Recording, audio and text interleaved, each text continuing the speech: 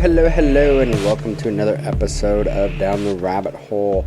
You're on the Wednesday episode with me, Brandon. So, today I'm going to go down another one. I kind of felt it fit with the episode that we did recently on the shooter, the Vegas shooter, and also fits kind of in the manifesto that I will finish here soon of Ted Kaczynski. So, and what I decided to go with today was Anders Behring Breivik. I'm just going to call him Anders from here because I'm sure I'm pronouncing most of that wrong, because we all know that's what I do well. I pronounce things completely incorrectly. It's the Norway massacre.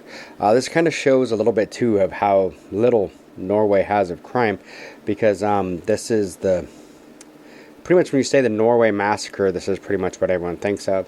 The Norway shooting, all that kind of stuff. So Anders Breivik, for those that don't know, was the shooter for the mass killing in Norway in 2011. Now, I'm not going to go deep into his childhood, because all of these guys usually have a pretty messed up childhood. But his mother, from the time he was born, pretty much even before he was born, seemed to be angry with him and not like him. She said that when he would kick while he was in the womb, that it was he was personally attacking her by kicking her, and he was doing it on purpose, as a fetus. She never really wanted him. There's reports that she was going to have an abortion, but she was too late. All sorts of things. So from the very beginning, his mother had issues with him. There's a lot of reports in his early childhood that he was mistreated as a child, that his mother didn't love him, that she flat out say, "I wish you were dead. I wish you never existed," that she quit breastfeeding him because, as she put it, that he was sucking the life out of her. All sorts of issues. And I mean, we can go deep into the issues of his childhood and everything that his mother did. But I mean, he's a horrible human being. We'll get to the horribleness of his mass killing in 2011.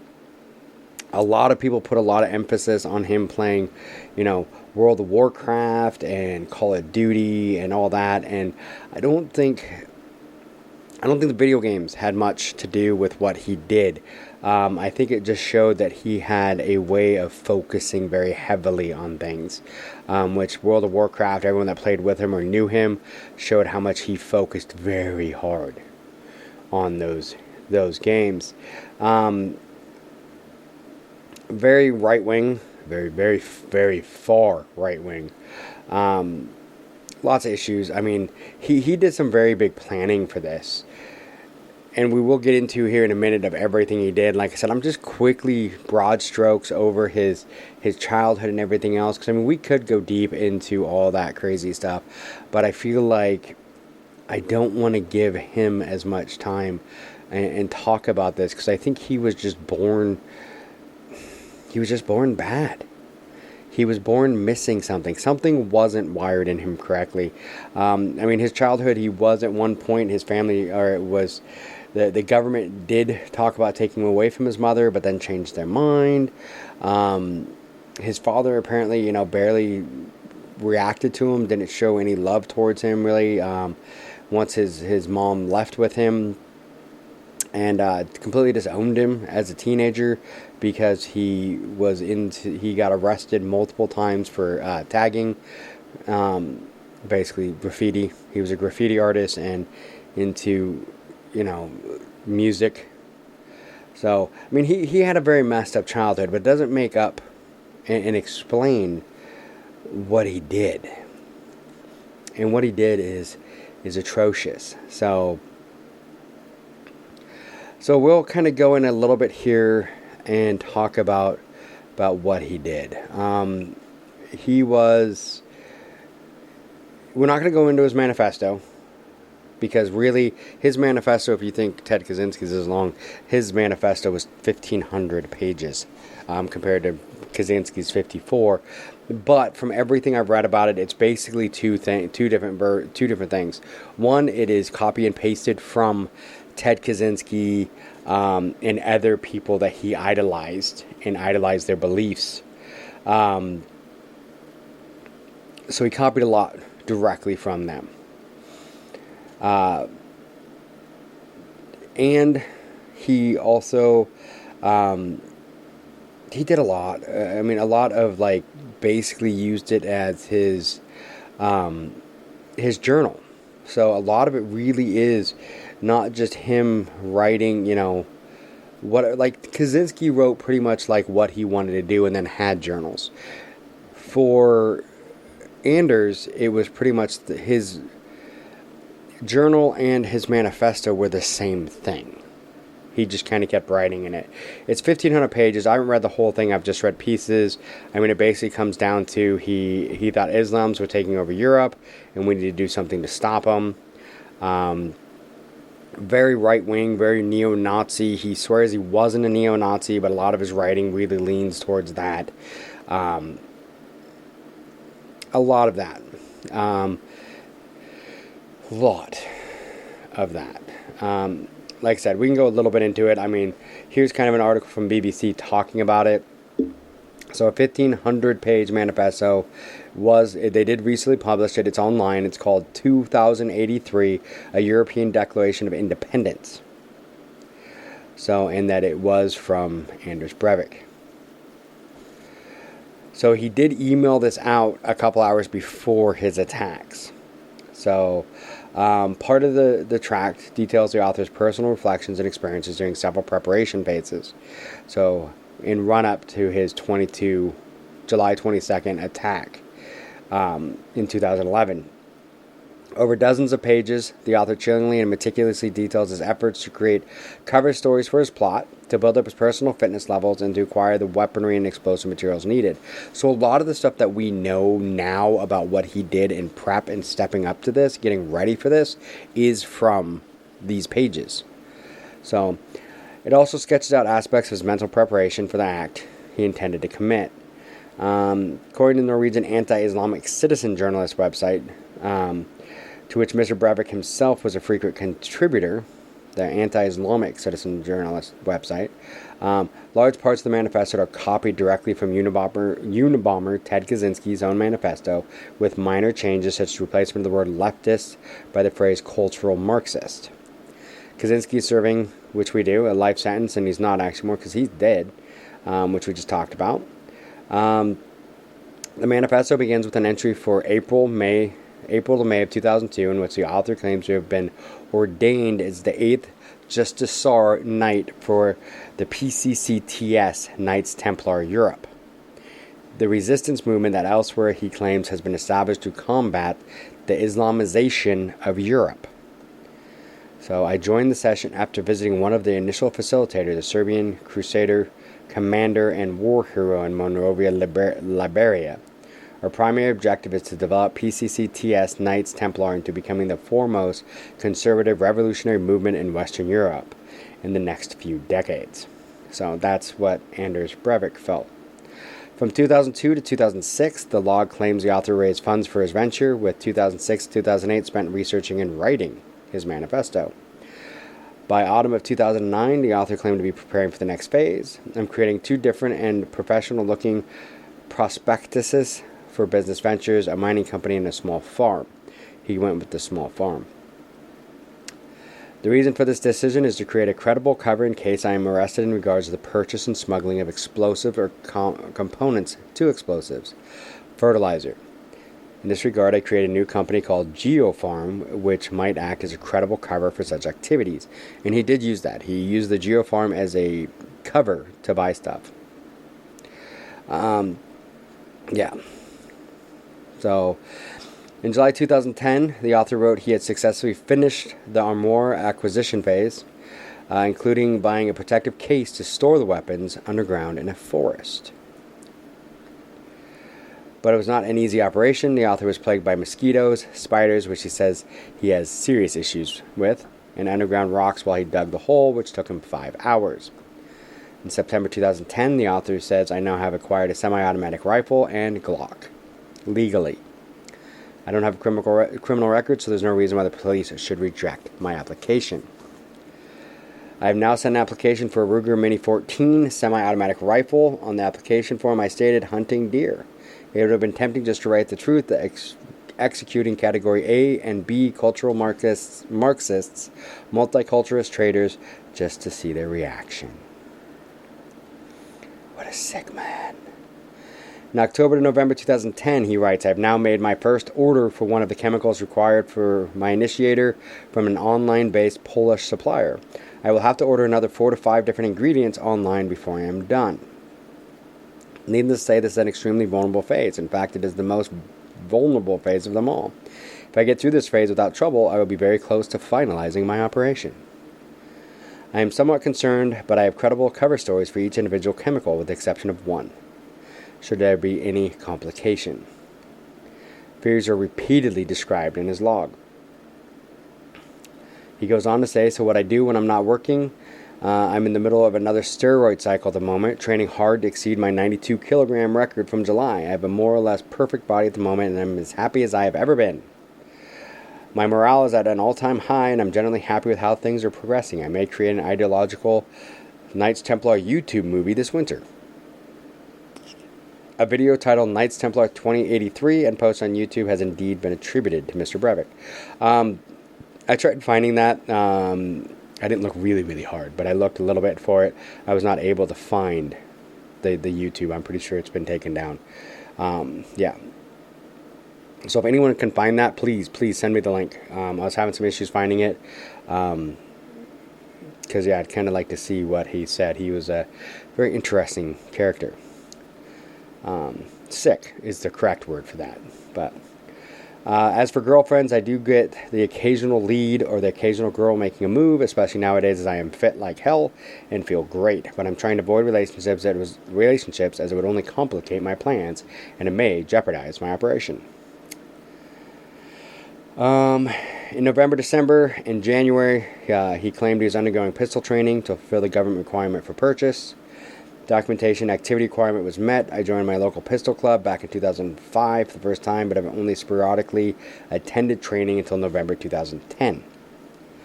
The fact that I joined the club as early as 2005 was a planned move to increase my chances for obtaining a Glock legally. He goes on to take rifle training, this time for his own purposes. A list of ammunition purchase followed itself by a minutely detailed list of other items purchased for his scheme.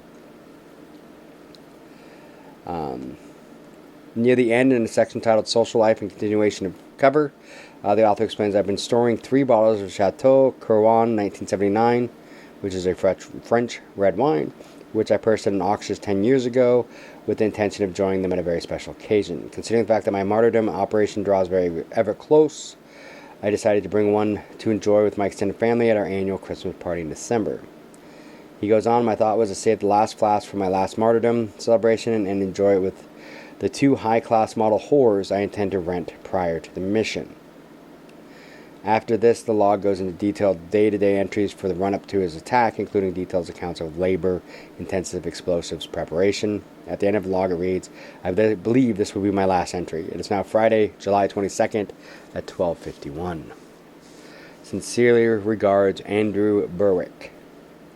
Justisar, Knight Commander, Knights Templar Europe, Knights Templar Norway.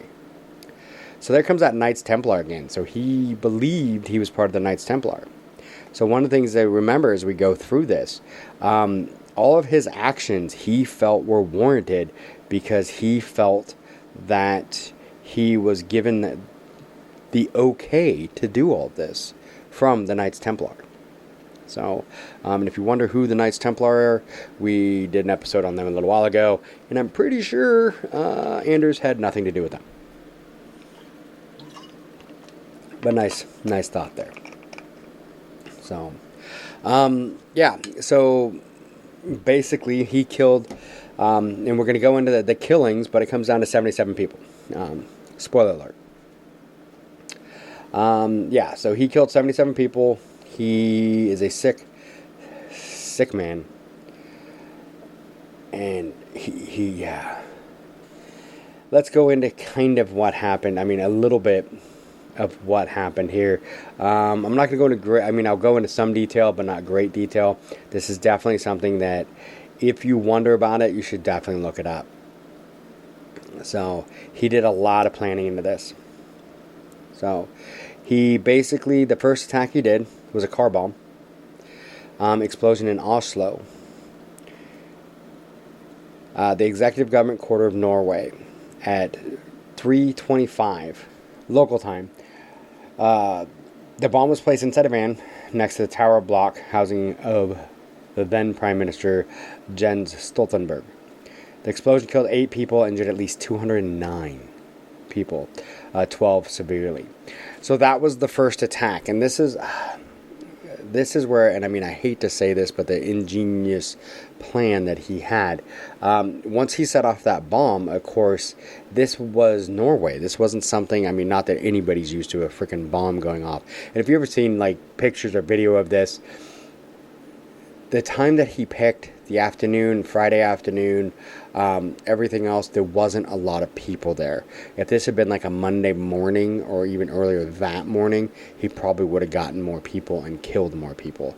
There's a lot of things that talk about how originally he was trying to be, you know, in the second attacks, which we'll talk about the second half of the attack here in a minute, on there at a certain time, because there was a political figure that he had a problem with, that was the previous prime minister, that he was trying to basically, he wanted to meet in person. By meet in person, I meant pretty much kill. But he overslept. So if he'd gone when he was supposed to earlier in the day, there probably would have been more people that killed. Plus, yeah, I mean, there was just a lot of, it was later in the day and not when he wanted to do it. So things didn't go perfect to plan. But I mean, here's the part that was genius about this in a way. Evil genius. Evil in every aspect. By setting off this bomb, it was a huge bomb. Of course, everybody in Norway freaked. The military, the police, everybody's freaking out. They're running, you know, to there to deal with everyone, trying to figure out who did this, all that kind of stuff. It was a rental van. He'd removed everything from it so no one could figure out what it was, but luckily someone had got the license plate or the tag before he blew it up, so they knew.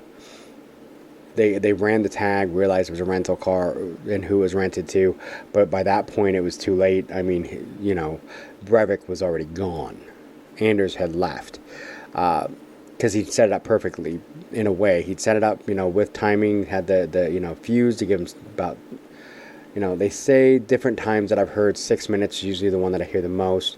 Give him about 6 minutes to where he could park the van, walk away, walk over to his parked Fiat, which was just down the block, and drive away.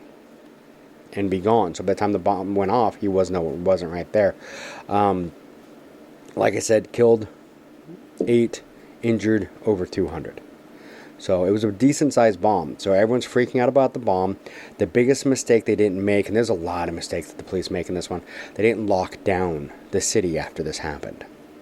They didn't lock it down right away. So Anders was able to get away.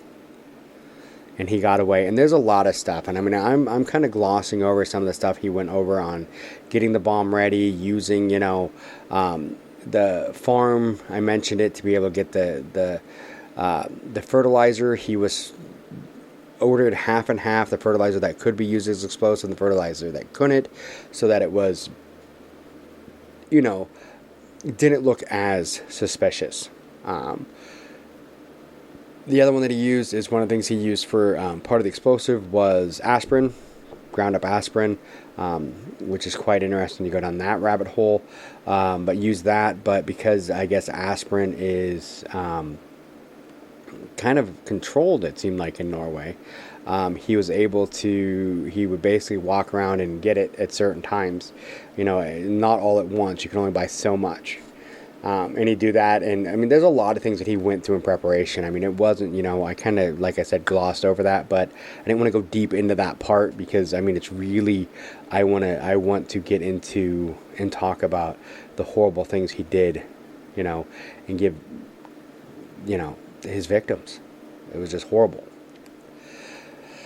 So, after that, and I've bounced around from a couple different articles here. I started off with one from the BBC. Now I'm on to actually one from GQ. Amazingly, so on this one, it basically starts to talk about what happened after the bombings, and now we're getting into the second attack. So, 2 hours after the bomb explodes in Oslo, Adrian Prakon hears two sharp bangs like a hammer striking metal. The noises come from the lawn down the hill between the main white building and the jetty where the ferry docks. And this is on Utoya Island, which I'm probably pronouncing wrong. But whatever. I'm doing the best I can. But Utoya Island, it's Utoeya. So, Utoya Island pokes out of a glacial lake called Tyrifjorden, 25 miles west of Oslo.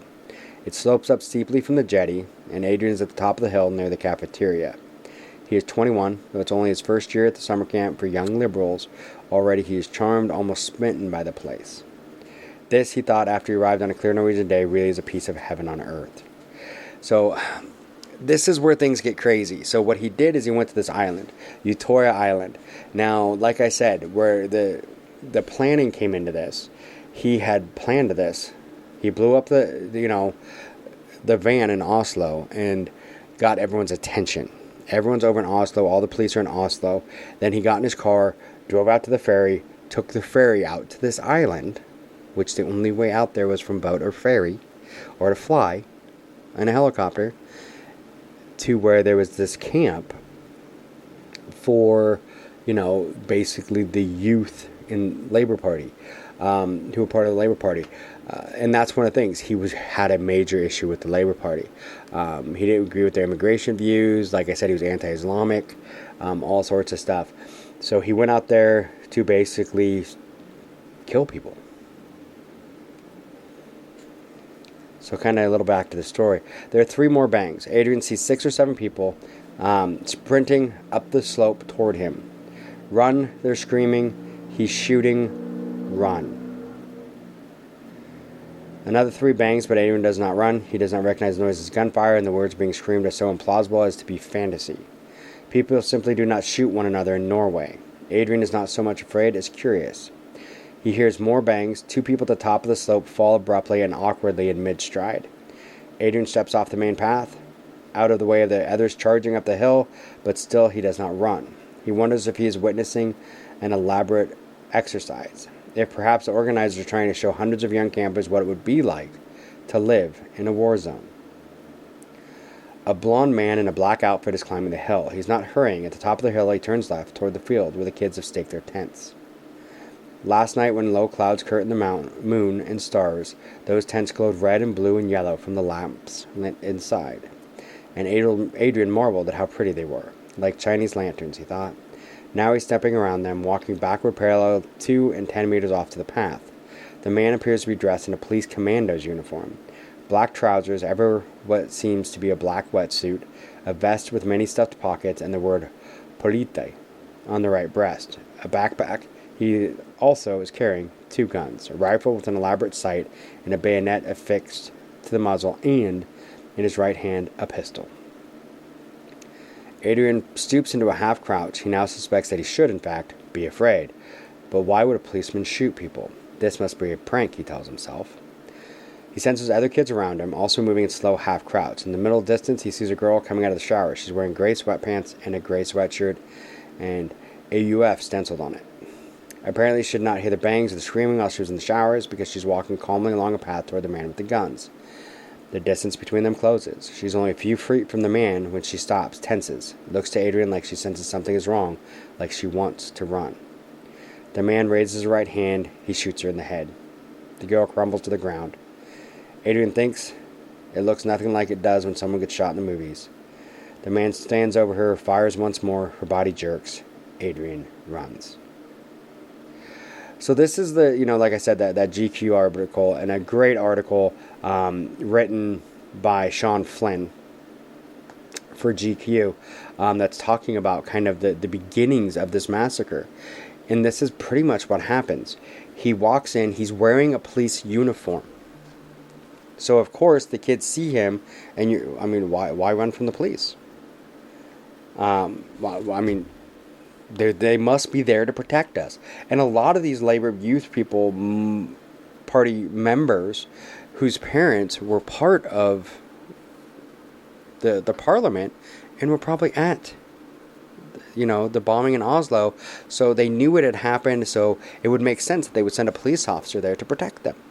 So a lot of them were thinking that, and this is one of those things that he uses quite a bit throughout the whole thing, the whole shooting, and it's horrifying, just horrifying of everything he does, and how many he ends up killing. It's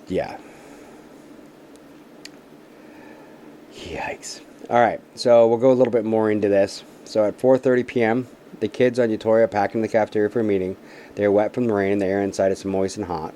They now know only that there has been an explosion in Oslo, and they're at once frightened and confused.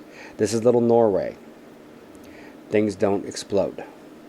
Monica Bessie does her best to calm several hundred kids. She's 45 years old and the island manager, a job she's held for 20 years. Everyone in the group, and probably everyone who's ever been there, knows who she is. They call her Mother Utøya, and she's trying now to be maternal and comforting. She announced that the rest of the day's activities have been canceled and that the ferry will run only as needed instead of every hour.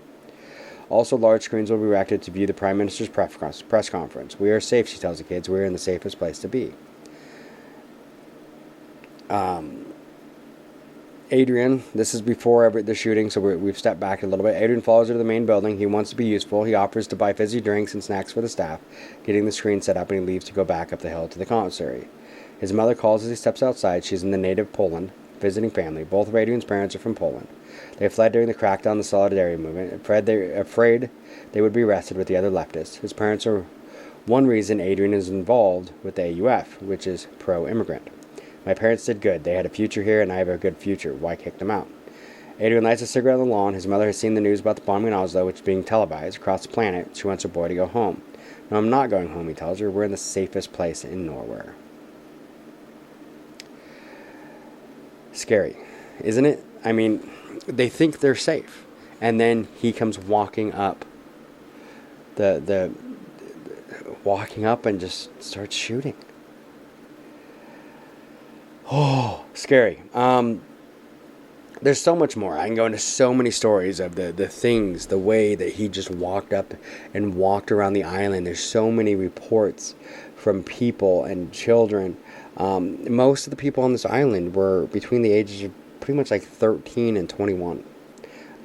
They were teenagers. And he just walked around the island for quite a bit of time. Quite a bit. They say, I've heard anywhere between an hour and 15 minutes to an hour and a half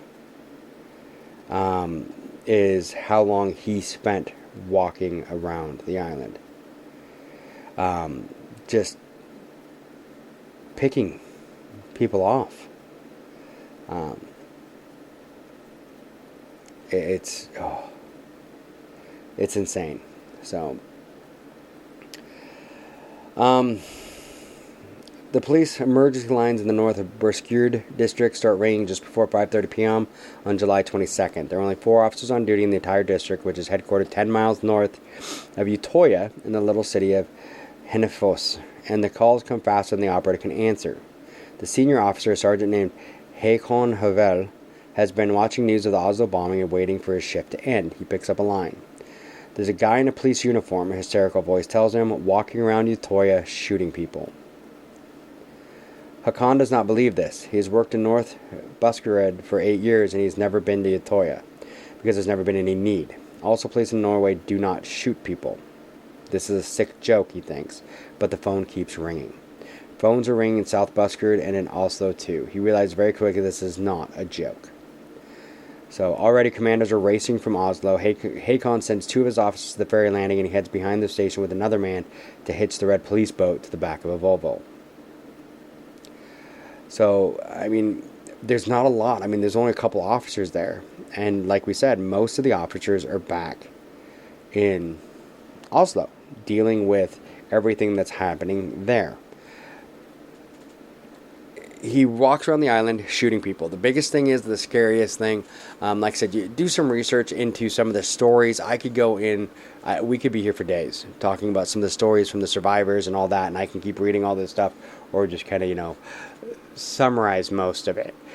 He walks around the island. He uses the fact that he's in a police uniform, and from everything that people have said and his police badge that he had hanging from his neck, that everything looked very, very realistic. He would walk around the island and basically he'd even coax kids out. There's a story that I read about 13 people he killed in the cafeteria by bringing them in and saying, hey, come in here, I'll protect you, everything will be great. He got them in there, got them all huddled together, and then turned around and shot them all. And this is what he would do. He'd walk around the woods where a lot of them were hiding and get them say, hey, I'm a police officer, I'm here to save you. I'm here to help you. I'll protect you. Come on out. And then when they walk out of the woods, he'd just pick them off. Horrible, horrible. And the worst part in a lot of the stuff that he did, where a lot of killers, when they do stuff like this and go on spree kills like this, they shoot people and move on. He didn't. He would actually, because people play dead. Because that's one of the things you always hear. Play dead because they'll just move on. He didn't. He would walk up to anybody who was down and pop them in the head. Just to make sure that they were really dead. Horrible, horrible stuff. And you'd hear stories from people like this all the time. There's a lot of survivors that somehow survived this. There's one kid that I was reading about 5 times. He was shot 5 times, twice in the head, and somehow survived this. Spent 6 weeks in a coma. But so many that didn't. He killed 8 people with a bomb. He killed 69 on the island. There was kids and other adults trying to get away who tried to swim away. The water was too cold. They'd go out there, they'd start to freeze and have to turn around, and he sat on the beach picking them off. There's video and pictures you can find of one of the helicopters flying over during this happening and basically capturing some of it, where it just looks like people are practicing swimming, but really he's picking them off as they swim.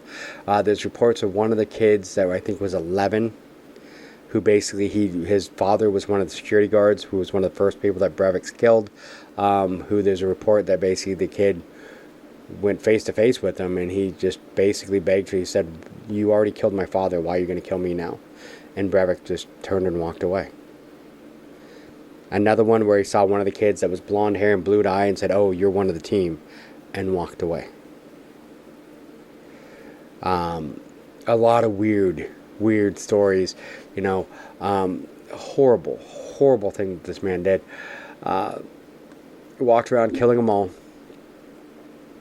for over an hour that he was doing this. And when he even called the police, and I've heard 2 different things. I've heard one, they called the police from a phone that he'd removed the SIM card, and another one where he picked up one of the kids' phones from the kids and called the police and basically said, "Hey, this is who I am. I'm on Utoya. I'm killing everybody. I want to surrender," and then hung up. And then he called a couple times doing this. And then even while he's on the phone, though, they said while he's on the phone talking to them, they could still hear him killing people. And when the police showed up, he basically surrendered and gave up. And they arrested him. Because he had a 3-pronged attack. One was blow up Parliament, then go hit them, and this is what he said, he's going to hit them where it hurts and take away their children. Go kill the kids, and then he was going to go to court, and in court was going to basically, give out his manifesto and give his speech and all of that stuff. So that was his plan. So he made sure that he did not die, that he lived through this. As soon as the police showed up and said, hey, put down the guns, he put down the guns and gave up. Horrible, horrible, horrible human being. So he gave up. They interviewed him there. He basically, one of the other things that he said, as he was running around shooting them, he was screaming, you're all going to die, you little Marxists. Or something very close to that. I've heard a couple things, very close, that you're going to die, you little Marxists. I'm going to kill you all, you little Marxists. Different things like that. That he was yelling. But at the same time, they said it wasn't like yelling in anger, that he was just yelling at them. But he was very calm. So, very interesting. Very, very scary on what this guy did. Very, very scary.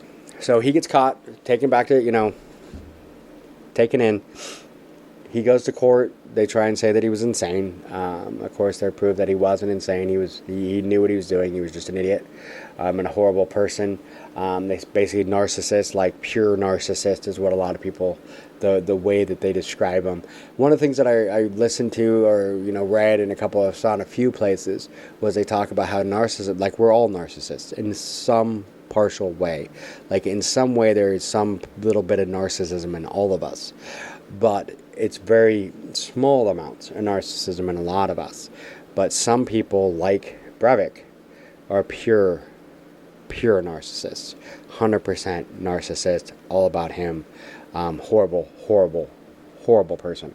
So he goes to court, goes through all that. They find him guilty, of course, thankfully.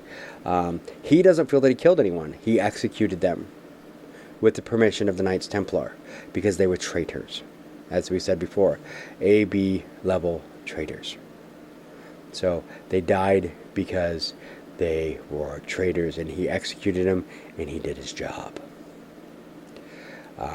Horrible fact that he even believes that. Just insane that he'd even believe that. So after the shooting spree, of course, he was taken to court.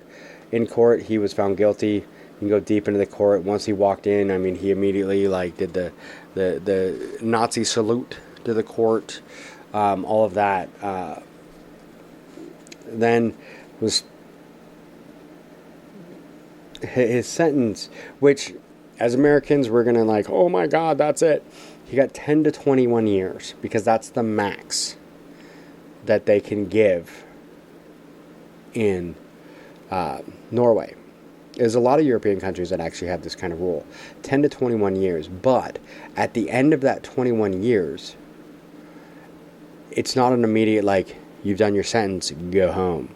They can basically determine that he is still a danger to society and add another 5 years, and then another 5 years indefinitely. So it just basically means that after 10 years he gets to apply for parole, and after 21 years there has to basically be a trial, in a sense. At least this is my understanding of it. There's a trial to basically determine whether it's safe to release him into society, or if he should be kept in jail for another 5 years.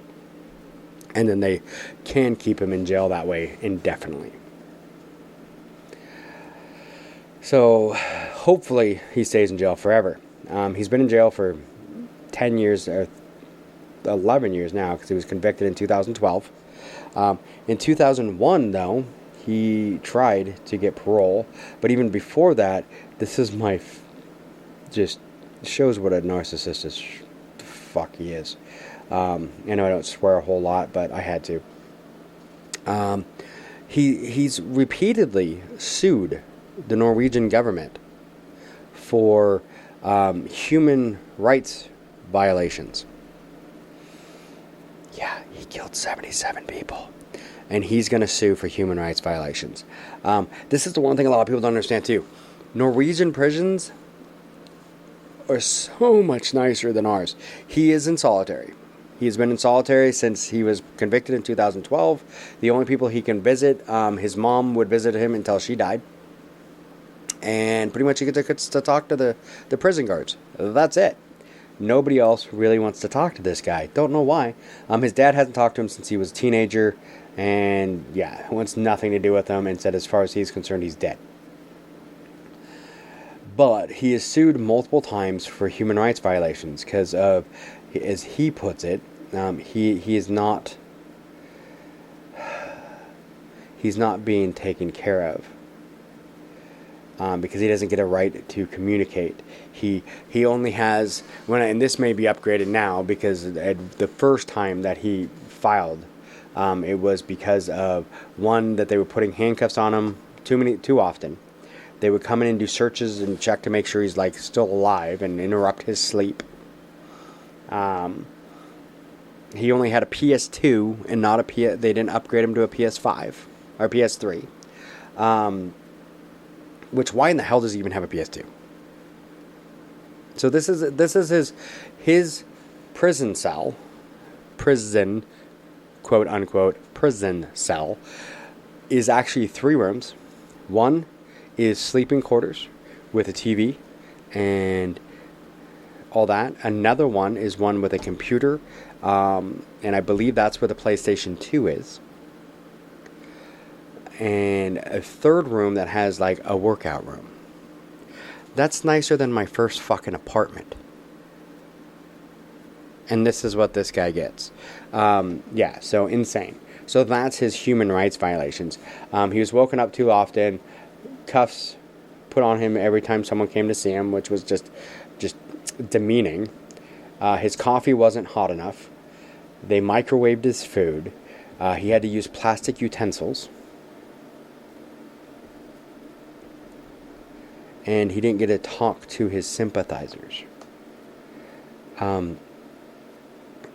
You killed 77 people.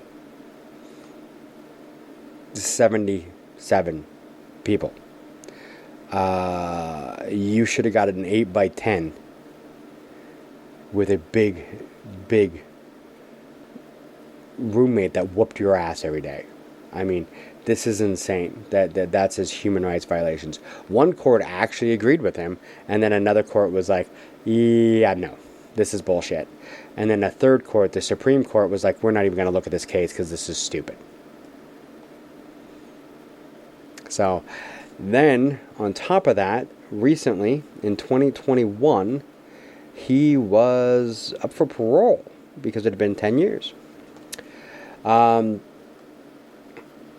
So he did change his name, by the way, in 2017 to Fjotolf Hansen. Fjotolf Hansen, which I couldn't find anywhere else, but one of the things that I read said that the Fjotolf is Old Norwegian for idiot, which makes sense. So during an hour-long speech at the hearing for his parole, Breivik flashed a Nazi salute. He said he'd put violence behind him, offering to give up far-right politics and live abroad if he were released. He said, "Today I strongly disassociate myself from violence and terror," said Breivik. "I hereby give you my word of honor that this is behind me forever." Breivik also attempted to disavow responsibility for the massacre he perpetrated, claiming he had been radicalized ahead of the attack, a claim which was rejected in the aftermath of his killings when he claimed he had been recruited as a commander in a far-fetched conspiracy involving a secret Christian military order plotting an anti-Muslim revolution. Which, by the way, that was the meaning of the name of his manifesto, was that we were supposed to have a revolution that ended in 2083. According to his lawyer, Breivik is seeking to call only one witness, Per Oberg, a Swedish neo-Nazi. Despite the gravity of his crime, Breivik, 42, is entitled under Norwegian law to apply for parole after serving a decade in prison of his 21-year sentence and can reapply each year for a parole hearing. Appearing on the first day of the hearing in a black suit and gold tie in his first public appearance in 5 years, Breivik entered the court with a white supremacist message attached to his lapel and pasted on his briefcase. Breivik was led into the hearing without handcuffs by officers clutching a sheaf of papers. Then, in the opening presentation by the state prosecutor, Breivik held up the message on his briefcase during a reprimand from the court. Few observers in Norway believed Breivik had any realistic prospect of being released following the hearing.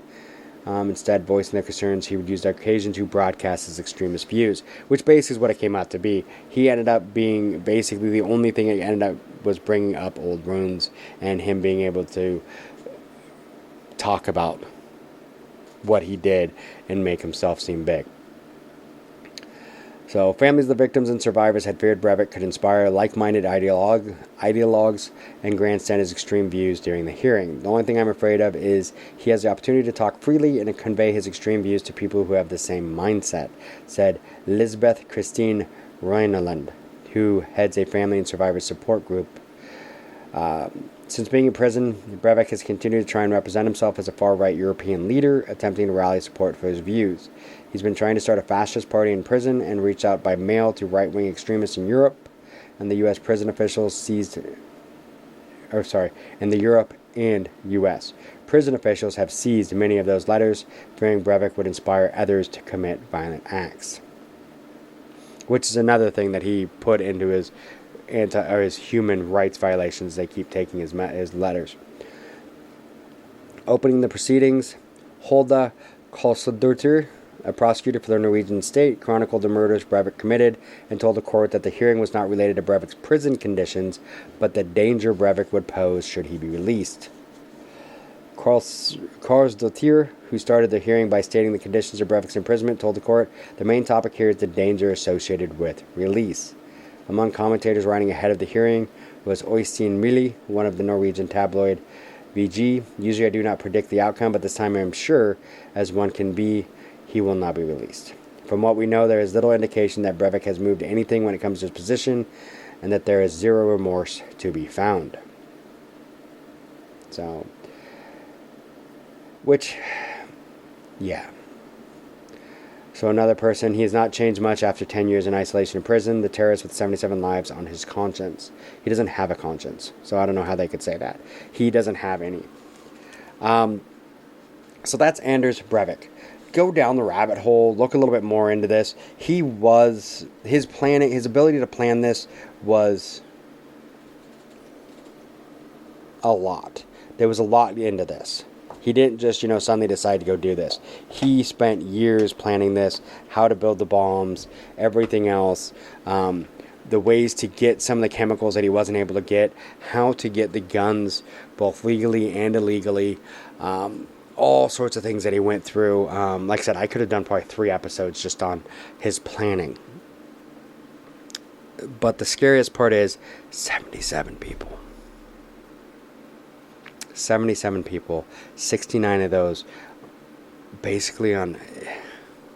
I mean, the only way I could equate this really, into terms of, for me, would be, this was basically scout camp. But it was scout camp for, the Labour Party. These were just kids. Kids. And he walked around in a police uniform and shot them. Sick bastard. Sick. I hope he never gets out of jail. I hope no. And it just irks me to know that he's in such good conditions in jail. That, yeah. I know a lot of people really talk about how horrible we are to our prisoners here in the U.S. and everything else because we don't have the conditions like they do there. But really, he's got at that point had a PS2 and he was crying because he didn't have a PS3. I would hate to know what he has now. I would hate to find out what he has now because that's just ridiculous that he would even be allowed to have any of that. One of his other complaints was they don't let him have kids games. You're lucky you get any games. You should be in prison staring at a wall, not playing video games, not doing any of that. That is insane that that's what you get. Insane. So yeah, that's Anders Breivik. A quick rundown, an overview of him. Horrible human being. I'm not even sure how to call him a human being. Definitely look more into it. So, I mean, we aren't the only ones that have these kind of attacks. It's insane, though, that this happened. So, yeah, look into that one. Check it out. Thank you all for listening. We will talk to you again this weekend on the next episode.